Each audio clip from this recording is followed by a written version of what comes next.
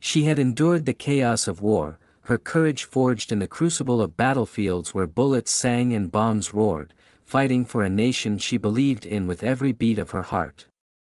Yet, in her own city, under the dim glow of flickering streetlights, she faced a different kind of enemy, two racist cops whose cold, predatory stares stripped her of her hard-earned honor. The rain had just eased as she stepped out of a corner store, her military jacket pristine, medals glinting faintly, a testament to her sacrifice.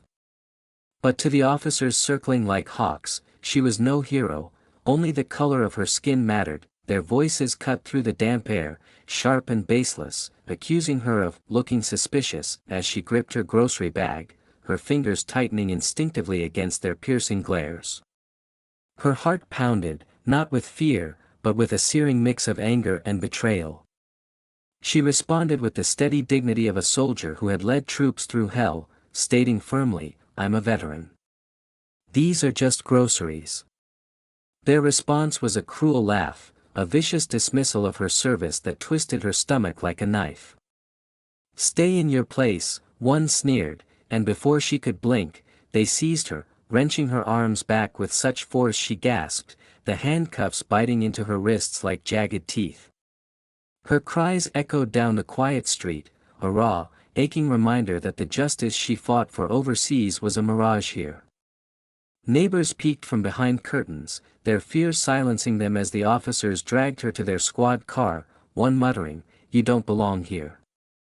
Tears stung her eyes, but her voice held firm, whispering, "I survived war. I'll survive this." Yet the pain wasn't just physical, it was an assault on her soul, on the promises of equality she'd risked everything for. Inside the precinct, the air was thick with the stench of burnt coffee and flickering fluorescent lights that buzzed like her racing thoughts. Shoved into a chair, her jacket now crumpled and damp, she felt the weight of humiliation pressing down. The officers mocked her, their laughter a venomous chorus, "War hero. More like a common crook." One leaned close, his breath hot with arrogance, sneering, "Was it worth it, fighting for a country that doesn't care about you?"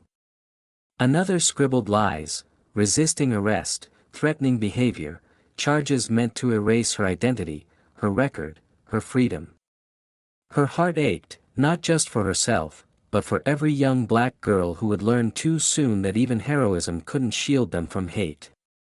Yet she sat tall, her spine like steel forged in combat, her eyes burning with a fire that refused to be doused, fueled by memories of fallen comrades and an oath to never bow to any enemy, foreign or domestic. Then, the atmosphere shifted, a low rumble of boots, the sharp slam of car doors, and commanding voices slicing through the precinct's haze.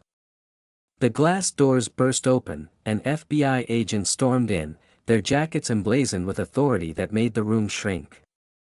The officers' smug grins vanished, replaced by pale, panicked faces as the agent's presence swallowed their bravado.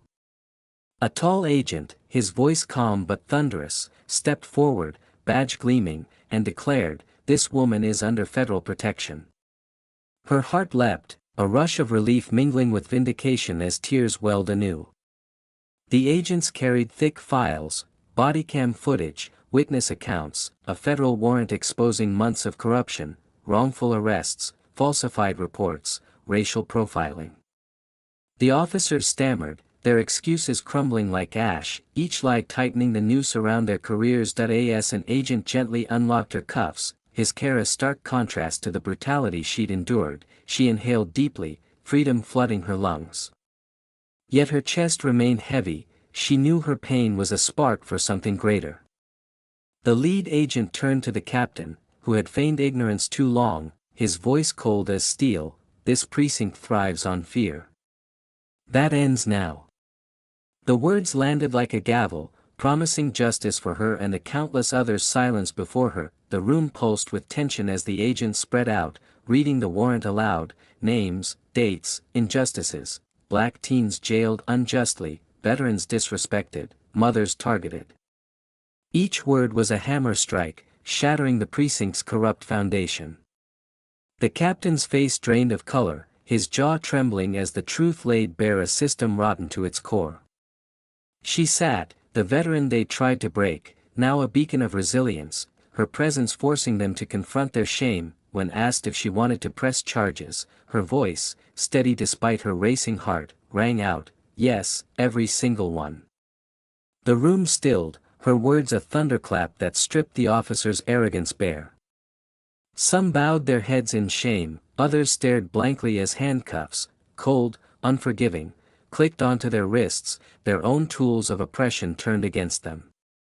As their badges were stripped, she felt a quiet triumph, a blend of grief for the silenced and joy for the justice unfolding. Stepping into the cool night, the rain gone and stars piercing the clouds, she whispered to the ghosts of the wronged, "They tried to break me, but we broke them."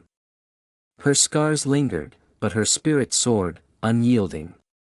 Her fight wasn't over, but tonight, her courage had ignited a reckoning, forcing a nation to face its flaws and reclaim the dignity stolen from so many.